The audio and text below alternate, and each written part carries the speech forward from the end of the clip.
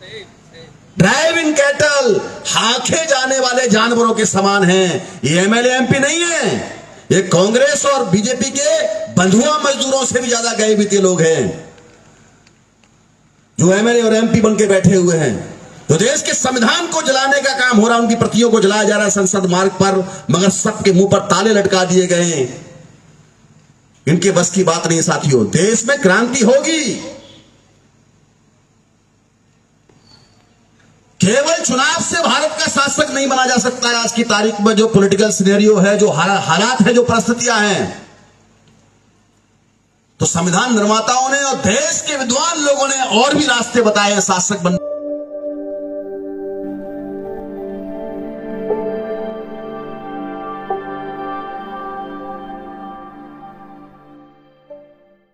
कांग्रेस के जमाने से हो रहा है साथियों।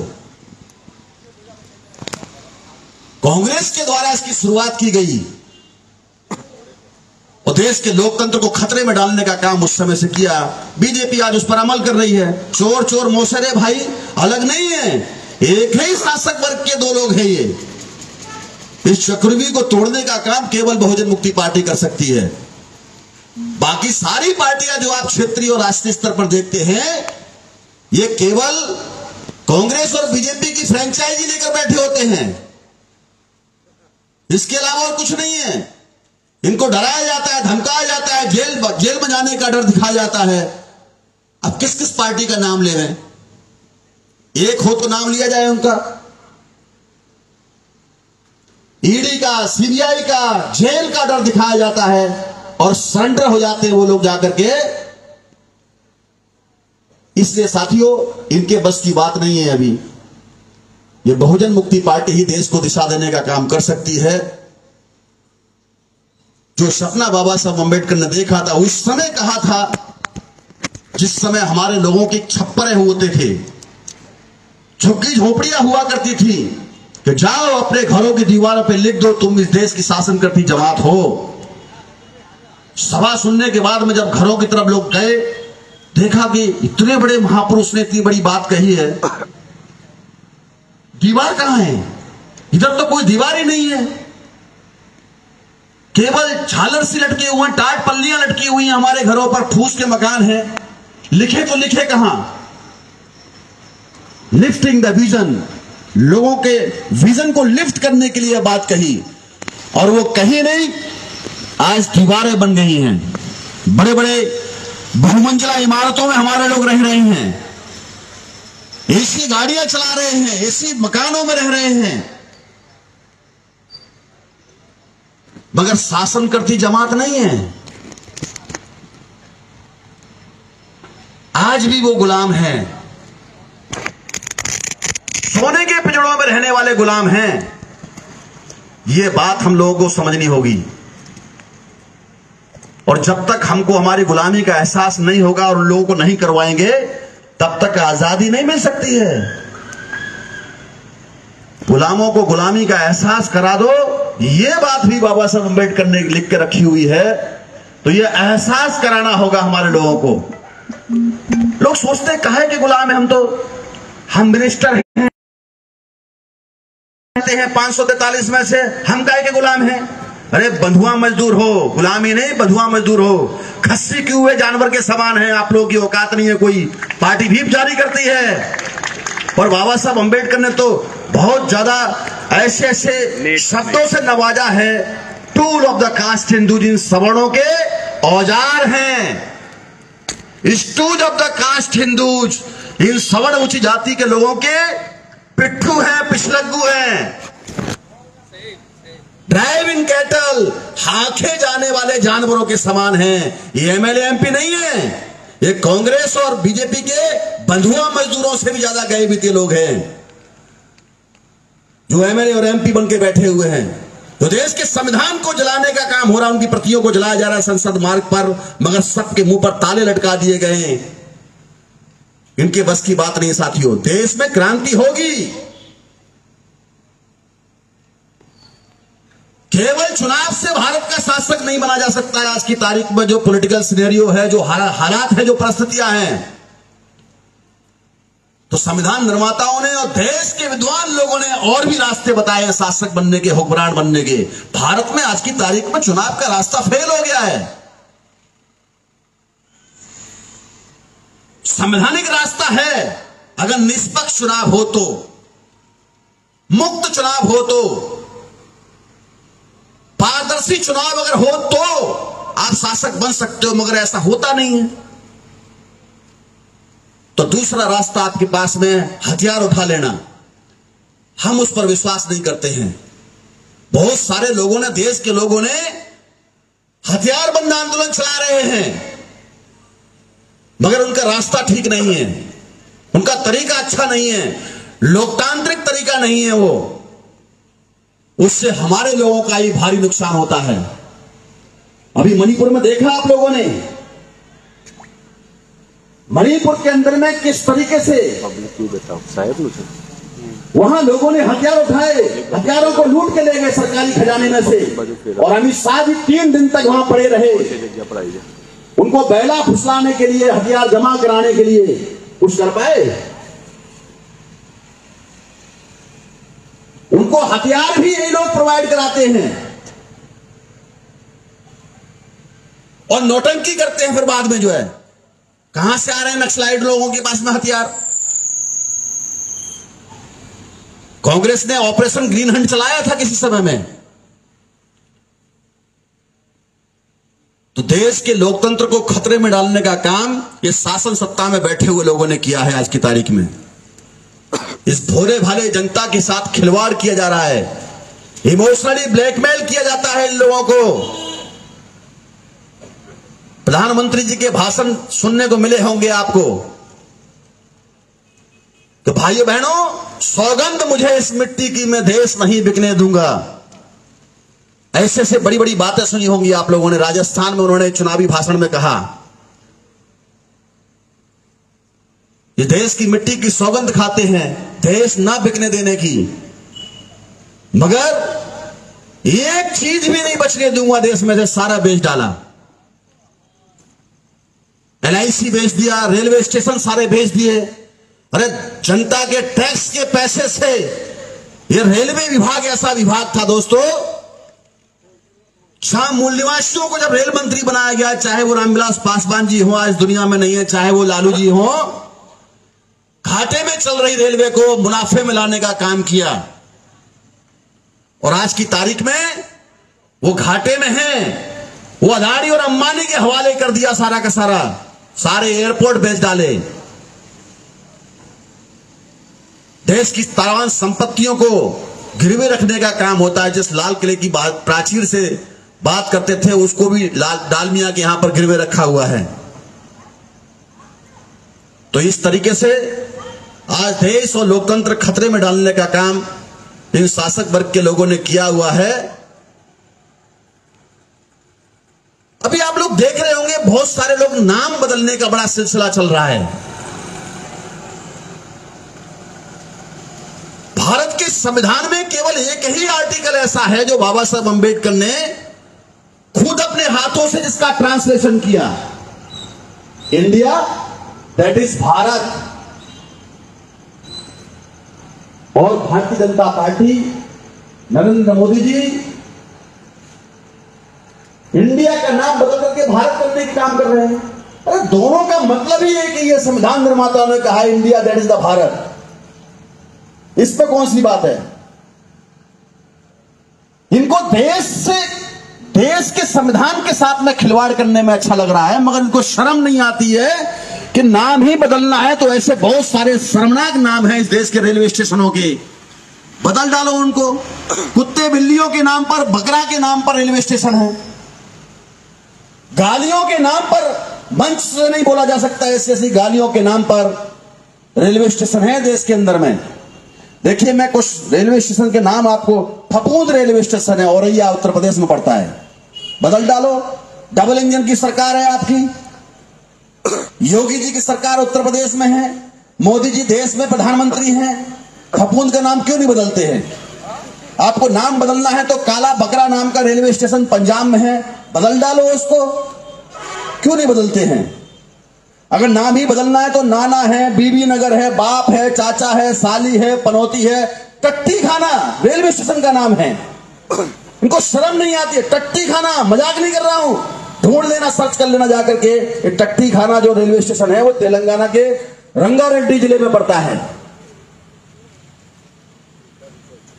हैरानी की बात है, देश के नाम के साथ खेलो। अरे देश का तो नाम छोड़ो, देश के संविधान को ही बदलने के लिए ये संविधान द्रोही लोग लगे हुए हैं, इस फिराक में हैं, पर इनके बाप की भी औकात नहीं है संविधान के साथ में खिलवाड़ करने की। दोस्तों,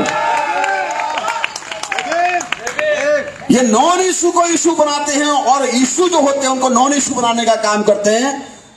इनको लेना देना कुछ नहीं है। कुछ नया काम किया हो, कोई क्रिएटिव काम किया हो इन लोगों ने, इनके बस की बात नहीं है। दोस्तों, इस तरीके से कुत्ता, सुअर, दारू, भैंसा, बिल्ली, सहेली, रेलवे स्टेशन के नाम है और डेली हजारों लाखों लोग वहां से निकलते हैं, गाड़ियां रवाना होती हैं इधर से उधर जो होती हैं, मगर वहां पर इनको शर्म नहीं लगती है। इतने बेशर्म लोग हैं ये।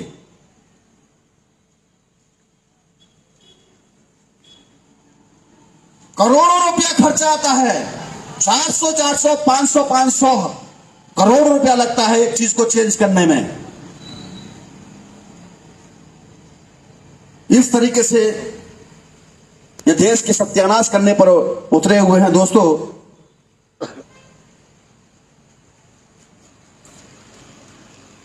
बहुत सारी बातें हैं, एक दिन में संभव नहीं है, इसलिए सारे देश के अंदर में हम लोग इस लड़ाई को लड़ रहे हैं। और शासन करती जमात बनने के लिए जो आज का यह विषय है, उसके लिए तीसरा रास्ता आप लोगों को अपनाना होगा और वो तीसरा रास्ता है जन आंदोलन। जन जन तक, बूथ स्तर तक आपको अपनी पार्टी को, नेटवर्क को खड़ा करना है।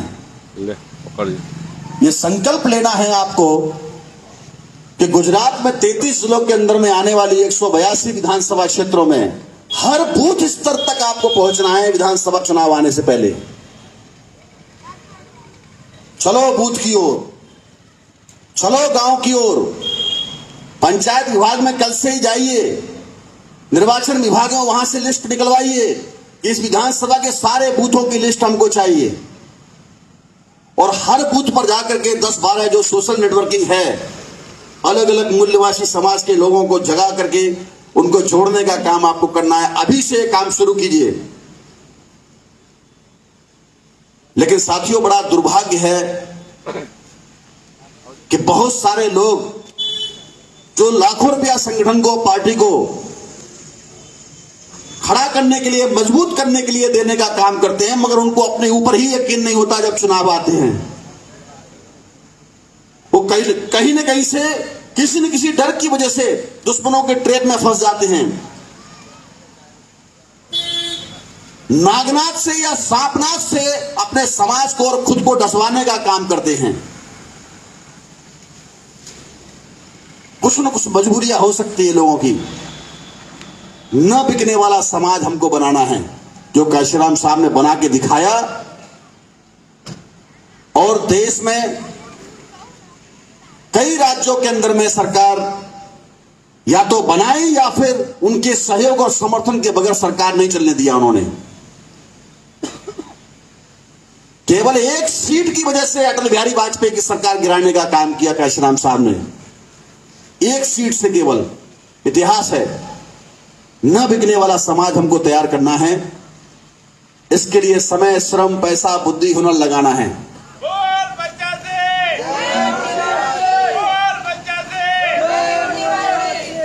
इस काम को करने के लिए हम लोग और लास्ट तक 4 महीने, 4 साल 9 महीने तक जो है लगातार हमारे लोग काम पर लगे रहते हैं, मगर आखिरी 3 महीने या 2 महीने बचते हैं तो कहीं ना कहीं उनका दिमाग खराब करने का काम दुश्मन करता है। जब चुनाव नजदीक आता है, जब आमने सामने की लड़ाई शुरू होती है, तो या तो कांग्रेस के ट्रैप में फंसते हैं या बीजेपी के ट्रैप में फंस जाते हैं जाकर के, या दलाल भड़वों को मजबूत करने के लिए लग जाते हैं। इससे परिवर्तन नहीं होगा। मैं गुजरात के 33 जिलों में घूमा था इलेक्शन के समय पर। गुजरात की रग रग से वाकिफ हूं मैं। हर एक कार्यकर्ता पदाधिकारी से मैं सैल्यूट करता हूं, साथियों को जिन्होंने वास्तव में ही समाज के लिए बदलाव करने के लिए अपनी जिंदगी लगा के रखी हुई है, उनका मैं धन्यवाद देता हूं इस काम के लिए और आगे भी देते रहेंगे। लेकिन जैसे जैसे जागृति बढ़ेगी वैसे वैसे दुश्मन हमारे लोगों में दलाल फड़ुओं की संख्या भी बढ़ाने का काम करेगा। जैसे जैसे परिवर्तन नजदीक आएगा, जैसे जैसे आप शासक बनने की करीब पहुंचने का काम होगा, वैसे वैसे दुश्मन आपके लोगों को खरीदने फरोख्तने का काम करेगा। तो उस समय थोड़ा सा सतर्क रहने की जरूरत है। कैडर बेस्ड पार्टियों के रिजल्ट आते हैं, थोड़ा सा विलंब से आते हैं, मगर जब आते हैं तो फिर उस सुनामी में अच्छे अच्छे नहीं बच पाते हैं। बहुजन मुक्ति पार्टी कैडर बेस्ड पार्टी है। आपने जनसंघ का नाम सुना होगा, 1951 में श्यामा प्रसाद मुखर्जी ने बनाई थी। 10-12 साल तक जमानतें जब्त होती रही उसकी। उसी जनसंघ को बाद में विलय कर दिया गया और नई पार्टी जनता पार्टी को तोड़ करके भारतीय शब्द आगे लगा दिया। भारतीय जनता पार्टी, जॉर्ज फर्नांडिस, अटल आडवाणी ने, सुषमा स्वराज ने, मुरली मनोहर जोशी ने, इन तमाम लोगों ने मिलकर के उस पार्टी का गठन किया 6 अप्रैल 1980 को, और तब से लेकर के उसकी भी जमानतें जब्त होती रही। मान्यवर काशीराम साहब ने जो बहुजन समाज बनाने का काम किया था, केवल एक ही नारे ने इस देश में क्रांति लाने का काम किया और कांग्रेसियों की नींदें उड़ा दी। उस समय बीजेपी तो कोई औकात ही नहीं थी उस समय जो है, और वो नारा था, वोट हमारा राष्ट्र तुम्हारा, नहीं चलेगा नहीं चलेगा। केवल एक नारा। गरीब से गरीब आदमी, मजदूर से मजदूर आदमी, बिल्कुल कम पढ़ा लिखा आदमी, अंगूठा छाप आदमी के भी समझ में आ गया था वो नारा, वोट तो हमारे पास है भाई, मगर राज इन विदेशियों का चल रहा है देश के अंदर में। इसको हम चलने नहीं देंगे किसी भी कीमत पर। लाठी में तेल पिला करके रखा, पूरी रात रखवाली करते थे अपने वोटों की। अगर कल सवेरे चुनाव होने वाला है, वोटिंग हो रही है, तो आज रात से बहन और बेटियों की इज्जत की तरह से उस वोट की रखवाली करते थे। कौन दलाल आ रहा है हमारे समाज के वोटों को खरीदने के लिए, लाठी में तेल पिला के रखते थे। उसके पिछवाड़े पर इतना लठ मारते थे कि सुजा के लाल कर देते थे बंदर की तरह से। तब जाकर के सरकारें बनी। वो काम आपको फिर से करना होगा। उसके लिए बहुजन मुक्ति पार्टी ये विकल्प आपके सामने खड़ा किया गया है। उसके लिए है ये न बिकने वाला समाज तैयार करना है, और ये काम आप लोग करेंगे। ऐसे में आप लोगों से उम्मीद करता हूं। मैं 2-3 नारों के साथ में अपनी बात को खत्म करूंगा और आपके सभी का साथ और सहयोग चाहूंगा। क्या आप लोग तैयार हैं? यस। सारे लोग या 2-4 लोग बस? सब। रोजी रोटी दे न सके जो, और सरकार निकम्मी है। आवाज नहीं आ रही है। ये निकम्मी सरकार के कानों तक जानी चाहिए। रोजी रोटी दे न सके जो, और सरकार निकम्मी है। बिजली पानी दे न सके जो, और सरकार निकम्मी है। शिक्षा रोजगार दे न सके जो, और सरकार निकम्मी है। सड़क खरंजा दे न सके जो, वो सरकार निकम्मी है। जो सरकार निकम्मी है, वो सरकार बदलनी है। कितने लोग बदलना चाहते हैं इस निकम्मी नकारा सरकार को? सारे लोग।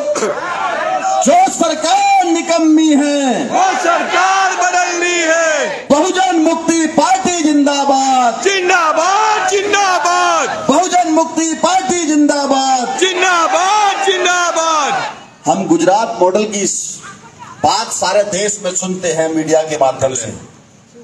मैं सवेरे राजधानी से जब आपके अहमदाबाद में उतरा, हाँ ले, तो 1 इंच जगह ऐसी नहीं थी जहां पर रेलवे स्टेशन की पानी नहीं चुभ रहा हो। राज्य तारू नाम बोल। ये गुजरात का मॉडल मैंने देखा। ये पाटन में मैं 2 घंटे से घूम रहा था आपकी सड़कों पर, अगल बगल जो है, जिस रास्ते से जाऊं उस रास्ते पर 1-1, 1.5 फुट पानी, सारी गाड़ी उधर में तैरने लग जाए। वापस लेके जा रहे थे हम। जो ये आपके लेट होने के पीछे ये कारण था। ये है मोदी का गुजरात मॉडल।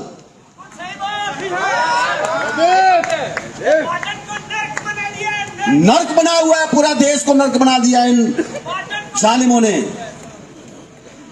3-4 बार रास्ते बदलने के बाद में तब मैं आप लोगों तक पहुंचा दोस्तों। इसलिए इस गुजरात का वास्तव में आपको डेवलपमेंट करना है तो जो बहरूपीय, जो घड़ियालू आंसू बहाने वाले लोग हैं, जो हिप्नोटाइज करने वाले लोग हैं, इनसे सावधान रहने की जरूरत है। केवल गुजरात को ही नहीं, पूरे देश को बचाना है। और आप लोग 2024 में इसके लिए पूरी शिद्दत के साथ में, पूरी तैयारी के साथ में इस काम को करेंगे। 6 महीने का समय लगभग आपके पास में है। 2024 में हम पूरे देश की सत्ता को बदलने के लिए संकल्प लेते हैं। आज इस बहुजन मुक्ति पार्टी के दूसरे राज्य अधिवेशन के अवसर पर, और आप लोगों से यही कहते हुए मैं विदा लेता हूं कि वोट हमारा, राष्ट्र तुम्हारा। नहीं चलेगा, नहीं चलेगा। वोट हमारा, राष्ट्र तुम्हारा। नहीं चलेगा, नहीं चलेगा। बहुत बहुत धन्यवाद साथियों। जय मूल निवासी, जय भारत, जय भीम साथियों। Thank you very much. जय हमारे क्रांतिकारी महान पुरखा पाटन की इस क्रांतिकारी धरती को मैं फिर से नमन करते हुए, वीर मेघमाया जी को भी मैं फिर से एक बार क्रांतिकारी नमन करता हूं। इस धरती को सैल्यूट करता हूं जिन्होंने इस देश के मूल निवासियों के लिए, गुजरात के भाइयों के लिए अपनी सारी जिंदगी कुर्बान किया। ऐसे महापुरुष को नमन करते हुए मैं अपनी बात को यहीं पर रोकता हूं। बहुत बहुत धन्यवाद। जय मूल निवासी, जय भारत साथियों। प्रचंड प्रताप जैसा हो, प्रचंड प्रताप जैसा हो, हम तुम्हारे साथ हैं, हम तुम्हारे साथ हैं। खूब खूब धन्यवाद माननीय राष्ट्र